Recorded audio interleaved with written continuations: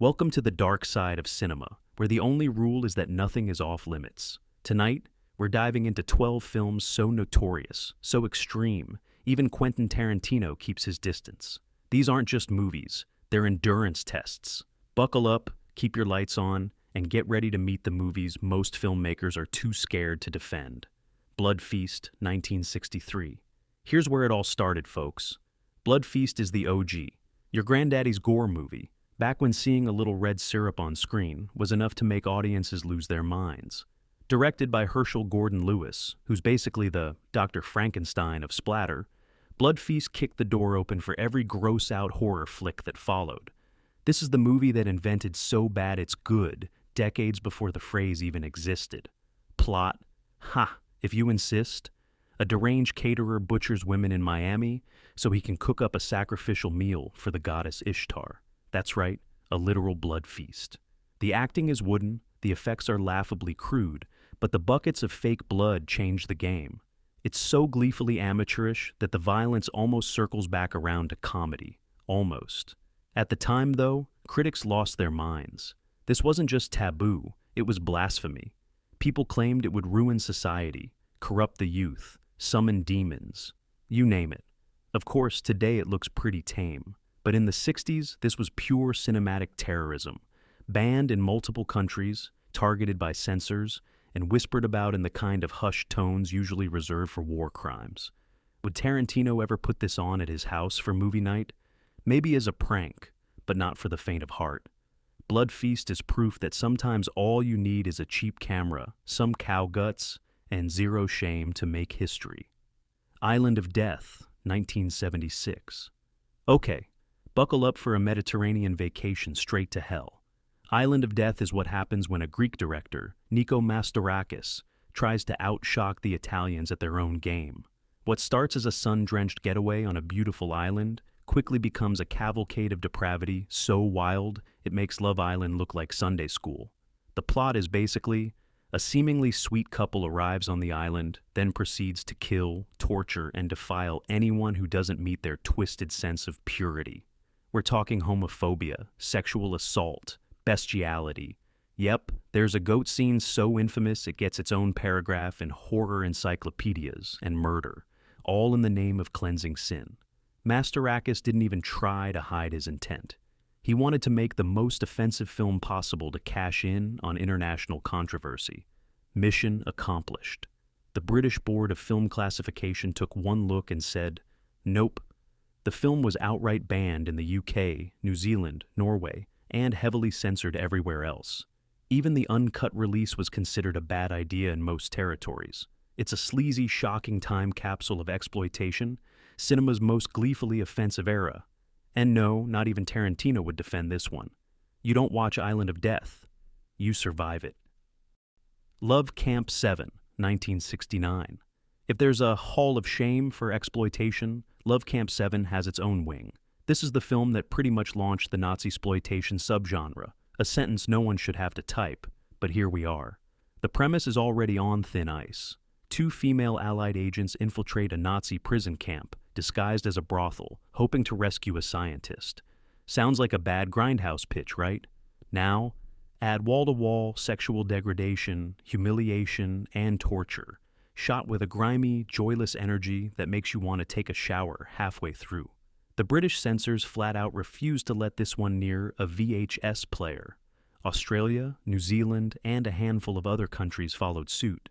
In the rare places it was shown, it was usually a cut-up mess, missing entire reels. The most astonishing thing? Despite being so loathed, it spawned an entire wave of even nastier imitators, including the infamous Elsa films. What makes Hellcamp 7 so infamous isn't just its content, but the way it wallows in it. No attempt at artistry, just an exercise in human misery. Even Tarantino, who has gone on record loving trashy cinema, wouldn't touch this with a 10-foot pole. Sometimes being first isn't something to brag about. It's a relic, a warning, and proof that just because you can make a movie doesn't mean you should. Anthropophagus, 1980. The Italians always had a knack for going too far. But Anthropophagus is the moment they sprinted past the line, waving a bloody intestine. Directed by Joe D'Amato. Who else? This notorious video tells the story of a group of tourists stranded on a remote island, only to discover they're being stalked by a cannibalistic lunatic.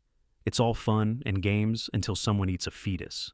No, really, the movie's most infamous scene involves the killer ripping an unborn baby from a woman's womb and munching on it like a late-night snack. Even by grindhouse standards, that's a new low. The gore is relentless, the atmosphere is oppressively grim, and the dubbing is just the cherry on top of this nightmare sundae.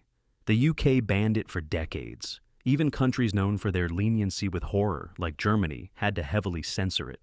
Fans still debate if it's a sick masterpiece or just a cinematic dare. I bet you can't watch this without losing your lunch. Even horror buffs like Tarantino don't throw this one on for fun. Anthropophagus isn't just a movie, it's a rite of passage. And if you make it to the end, congratulations. You've officially seen something that will haunt you forever. Pink Flamingos, 1972. John Waters' Pink Flamingos isn't just a movie, it's a cinematic Molotov cocktail. This film gleefully smashes every taboo you can think of, and invents a few new ones for good measure. Waters assembled his Baltimore misfits, gave them $10,000 and zero rules, and turned Divine into a counterculture icon. The plot follows Divine's quest to retain her title as the filthiest person alive, going head-to-head with a couple determined to dethrone her. The movie's greatest hits include real animal abuse, public indecency, sex acts you can't describe without getting banned from social media, and, most notoriously, Divine eating actual dog feces on camera. Waters called it cinematic terrorism. And that's not just marketing. Screenings in the 70s led to fainting, vomiting, and outright walkouts. Censors in Australia, Norway, and even some US states said, no thanks. Yet somehow, it ended up in the Criterion Collection, immortalized as art. Pink Flamingos isn't for the faint of heart, the weak of stomach, or anyone who values their sanity. Even Waters says you probably shouldn't start your education here. And Tarantino. He respects John Waters, but you won't catch him eating popcorn to this on movie night. You want to see how far cinema can go? Pink Flamingos is the final boss. Last House on the Left, 1972. If exploitation cinema has a trauma center, Last House on the Left is why. Wes Craven's directorial debut is the definition of a film you only watch once, then wish you could forget. On the surface, it's a simple revenge flick. Two teenage girls are kidnapped, assaulted, and murdered by a gang of sadists. Their parents find out and deliver brutal payback. But there's nothing simple about the way Craven shoots it. The violence is ugly, raw, and disturbingly real. What sets Last House apart isn't just its content. It's the almost documentary-style coldness, the way it blurs the line between catharsis and complicity. There are stories of people fainting, vomiting, even having heart attacks in the theater. Tarantino himself said it's the only movie he literally couldn't finish. He had to walk out. Sandra Peabody, one of the leads, was so traumatized by the experience that she left acting. Banned as a video nasty in the UK, cut to shreds in the US, and still capable of sparking outrage 50 years later, Last House on the Left is a brutal reminder that some movies just go too far. Watch at your own risk, and remember, it's only a movie, it's only a movie, it's only a movie. Driller Killer, 1979. Ever looked at a hardware store display and thought, I could make a horror movie out of this? That's basically the pitch for Driller Killer. Abel Ferrara's Urban Nightmare is less a slasher flick and more a descent into madness, one power drill at a time. The story follows a struggling artist slowly losing his grip on reality until he finally snaps and starts drilling holes in random derelicts around New York. The film's reputation isn't just built on its gruesome kills, though that infamous VHS cover, a close-up of a drill to the forehead, helped it become the poster child for the UK's video nasty panic. Censors didn't care about context or character study. They saw a power tool and blood, and they hit the banhammer hard. The uncut version was unavailable for years, feeding its legend. Is it good? That's debatable. Is it disturbing? Absolutely. Ferrara's gritty guerrilla style gives the violence a dirty realism that sticks to you. It's less about scars and more about a constant sense of urban dread. Even hardcore exploitation fans admit Driller Killer is hard to love. You want a feel-bad movie night? This one's a certified mood killer. Even Tarantino would rather re-watch Reservoir Dogs on repeat than subject himself to another night with Driller Killer. Bay of Blood, 1971. Before Jason Voorhees picked up his machete, before Michael Myers donned his mask, Mario Bava was quietly laying the groundwork for every slasher you've ever loved or loathed. Bay of Blood is the blueprint for the body count movie, racking up creative kills before it was cool. The plot barely matters. An inheritance dispute among a bunch of greedy Italians leads to murder after murder, each more over the top than the last. If you've seen a Friday the 13th film, you've seen Bay of Blood, just with less style. Bava's direction is lush, the murders are inventive, and the mood swings wildly from classy to trashy at the drop of a bloody hat. But make no mistake, this is exploitation cinema, pure and uncut. The violence is graphic, the story is gleefully mean-spirited, and the pace never lets up. The British censors banned it, of course. Even when it resurfaced, cuts were demanded. Sometimes entire scenes vanished. Horror nerds see it as a work of art, while more delicate souls run for the exit. Tarantino's a fan of Italian cinema, but even he would admit Bay of Blood is the kind of movie you don't show at family gatherings. Unless your family is, well, very different. Elsa Shewolf of the SS, 1975. Let's talk about Elsa Shewolf of the SS, a movie so controversial, even the people who made it sometimes pretend it never existed. This is the Citizen Kane of Nazi-sploitation, and that's not a compliment. Diane Thorne stars as Elsa, a sadistic Nazi commandant running experiments on prisoners to prove women are tougher than men. Spoiler, her methods are less scientific, more nightmare fuel. The movie is a smorgasbord of torture, sexual assault, grotesque medical experiments, and wall-to-wall nudity. The violence is cartoonishly over the top, but the tone is so mean-spirited that it becomes a test of endurance.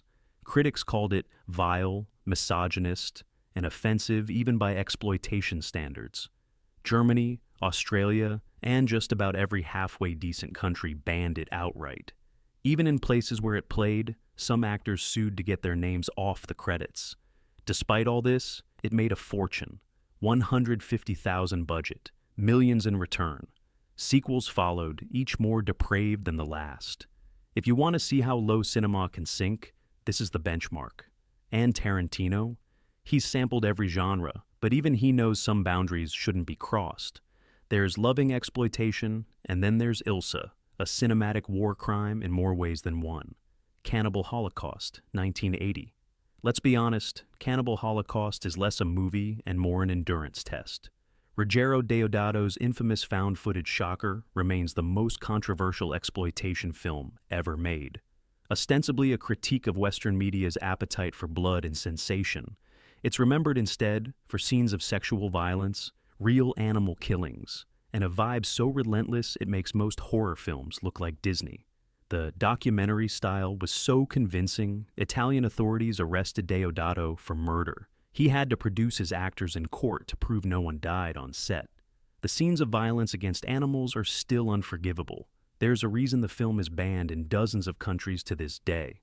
Horror fans argue about the line between art and obscenity, and Cannibal Holocaust doesn't so much blur it as set it on fire. Tarantino? Even he couldn't make it through a screening. This is a man who loves a good head explosion, but when real-life suffering enters the frame, that's where even the king of exploitation bows out. If you want to test your mettle as a horror fan, this is your Everest. But don't say we didn't warn you. Some movies, once seen, can't be unseen. SS Hellcamp, 1977. If Elsa Shewolf of the SS is the gold standard for Nazi-sploitation depravity, SS Hellcamp is the sleazy cash-in that makes even die-hard genre fans question their life choices. The plot, if you can call it that, centers on a sadistic female Nazi doctor, her mutant man-beast, and a whole lot of torture and sexual humiliation. The beast in heat is exactly what it sounds like. A monstrous experiment unleashed on prisoners for the amusement of the camp's commandants. This isn't just bad taste, it's weaponized filth. The violence is grotesque, the sex is joyless, and the entire movie has the vibe of a fever dream you pray to wake up from. It was never resubmitted to the BBFC after being banned, and even many countries known for their permissive attitudes to art house cinema kept it off their screens. So, why does it exist? Money, mostly. The producers knew there was a market for forbidden movies, and they delivered. But don't expect even the most jaded exploitation fans to recommend it. Tarantino might appreciate the wild world of Italian genre cinema, but SS Hellcamp, that's a hard pass. There's a difference between bad taste and no taste, and this one digs a bottomless pit. I Spit on Your Grave, 1978. Few movies have sparked as much outrage, debate, and disgust as I Spit on Your Grave. Originally titled Day of the Woman, it follows a simple but harrowing trajectory. A young woman, attacked and left for dead by a gang of men, survives and methodically exacts her revenge. What makes it infamous isn't just the plot, but the sheer relentless brutality of the assault scenes, drawn out, graphic, and deeply uncomfortable. Director Mir Zarchi claimed he was inspired by a real-life assault victim, and that the movie is about empowerment and survival. Critics, on the other hand, saw it as pure exploitation, a vile, sadistic fantasy that revels in its own ugliness. Roger Ebert famously called it a vile bag of garbage. Censors banned it in Australia, Norway, Ireland, and the UK. Even today it divides audiences. Some see it as feminist, others as misogynist trash. But one thing's for sure, it's not entertainment. Watching it is an ordeal, not a thrill. Even Tarantino, king of cinematic violence, would hesitate to defend this one. Sometimes a movie's reputation is so toxic it's radioactive, and I Spit on Your Grave still glows in the dark. Survive the ride? If you're fascinated, or just a little bit shocked, make sure to hit like, share this with your bravest friends, and subscribe for more deep dives into film's wildest corners. Which of these would you dare to watch? Let us know below, and remember, in cinema, the only thing scarier than horror is the truth.